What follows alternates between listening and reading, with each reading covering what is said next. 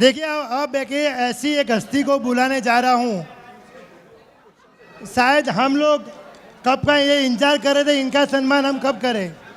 मैंने जब इनके बारे में सुना तब मुझे लगा कि यदि आपको ज़िंदगी में चलना हो तो सच्चाई के साथ चलोगे, तो चाहे भाई आप अकेले भी हो तो दुनिया आपके साथ है और आपकी हमेशा जीत होती है।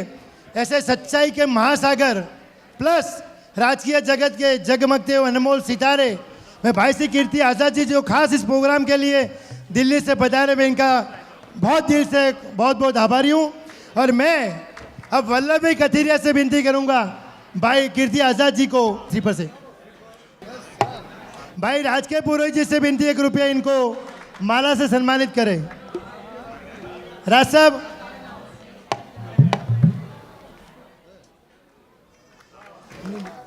भाई मनीष भाई मेहता से विनती है कि उनका दुपट्टा से सम्मानित करें। भाई काशिफ, भाई डॉक्टर वाघमारे और गिरीश भाई से विनती है कृपया इनको रामचरित मानस देके सम्मानित करें।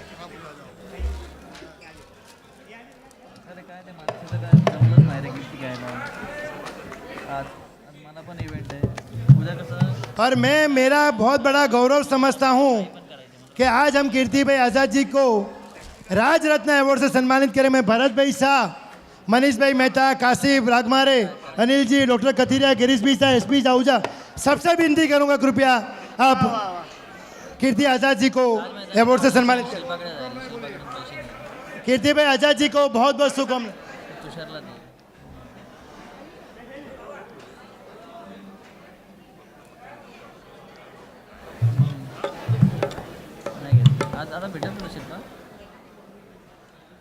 भरत भाई एक मिनट बार तुम्हें एक मिनट काम चल। और मैं अब कीर्ति भी आज़ाद से विनती करूंगा कृपया, आज बहुत तकलीफ देके बॉम्बे आए हो और मुझे मालूम है इनके पीछे जिस तरह की हरकतें हो रही है और जिस तरह से वो तकलीफ से गुजर रहे, लेकिन सच्चाई आपके साथ में है, आपको कुछ होने वाला नहीं है, ये हम सबका दिल से आत्मविश्वास। कथीरिया साहब है कि नहीं है, राज साहब है कि नहीं है।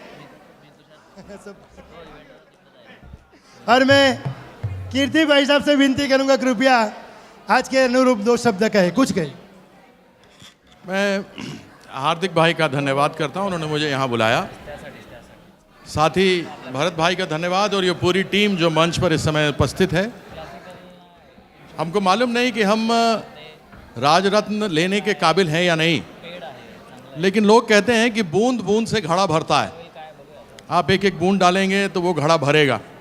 उसको निकालने के लिए केवल आपको एक मग डालना है, ग्लास डाल करके उसमें से पूरा पानी निकाल लीजिए। इकट्ठा करने में, एकत्रित करने में बहुत मेहनत लगती है, लेकिन बर्बाद करने में इंसान कोई भी एक ग्लास में से निकाल सकता है, आधा पानी पिएगा, फेंक देगा। तो यह फेंकने वालों के लिए एक संकेत है, क्योंकि मेरे पिताजी, स्वर्गीय पिताजी एक ईमानदार व्यक्ति थे, स्वतंत्रता सेनानी थे। उन्होंने मेरे अंदर मूल्य कूट कूट करके भरी कि सच्चाई के राह पर चलना है, और चाहे अपना ही क्यों ना हो, यदि गलत है तो उसके ऊपर उंगली जरूर दिखानी है। तो आजकल आप जानते ही हैं कि हमारे ऊपर केस हुआ है। जो आदमी सच बोलता है, एक समय था सतयुग में लोग केवल सत्य बोलते थे। त्रेता युग आया, जब सत्य से थोड़ा हटकर लोगों के अंदर तामसिक प्रवृत्ति आई तो रावण का वध हुआ। फिर द्वापर आया, जब साम दाम दंड भेद, और उसमें लोगों ने छल से अभिमन्यु को चक्रव्यूह में फंसा करके मारा। यह कलयुग है। इस कलयुग में सच बोलने वाला जेल जाता है, झूठ बोलने वाला बाहर रहता है। मेरी लड़ाई, एक खिलाड़ी हूं, हृदय से खिलाड़ी हूं, देश की आन बान शान मान मर्यादा के लिए खेला। यह मेरा सौभाग्य है कि अपनी भारत मां का प्रतिनिधित्व करते हुए 1983 में विश्व कप जीतने का अवसर मिला। कपिल देव तब मेरे कप्तान थे, और उसके बाद हमने राह दिखाई आगे आने वाले धोनियों के लिए कि आप लोग भी अगर कड़ी मेहनत करें और सही रास्ते पर चलें तो जीत सकते हैं। तो आज प्रसन्नता होती है कि खिलाड़ी हूं। खिलाड़ी का कोई जात नहीं होता, उसका कोई मजहब नहीं होता, वो किसी क्षेत्र का नहीं होता है, केवल खेल का होता है। और जो खेल खेलने वाला होता है उसको कहते हैं इमोशनल फूल, भावुक बेवकूफ। हारे हैं पाकिस्तान से तो रोते हैं, मारे पाकिस्तान को तो खुशी के आंसू निकलते हैं। भावुक लोग हैं खिलाड़ी लोग, और जब कभी कुछ गलत हो रहा होता है तो वो सहा नहीं जाता है। ऐसे बहुत हैं जो मेरे ही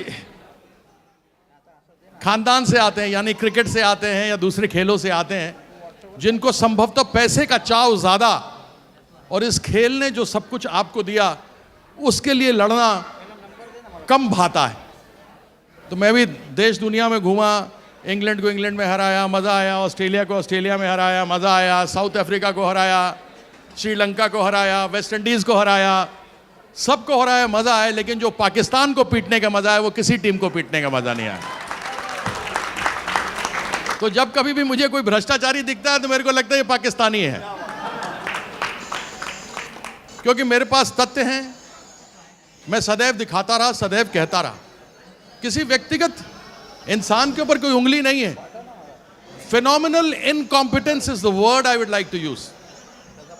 एक आदमी जो 30 करोड़ का 35 करोड़ का कंपनी न चला सकता हो, मालूम होते हुए कि गड़बड़ी हो रही है, उसके बाद उसके अंदर वो ना कुछ देखे, तो बाकी सब कुछ आपके ऊपर मैं छोड़ देता हूं कि आप सोचिए क्या है।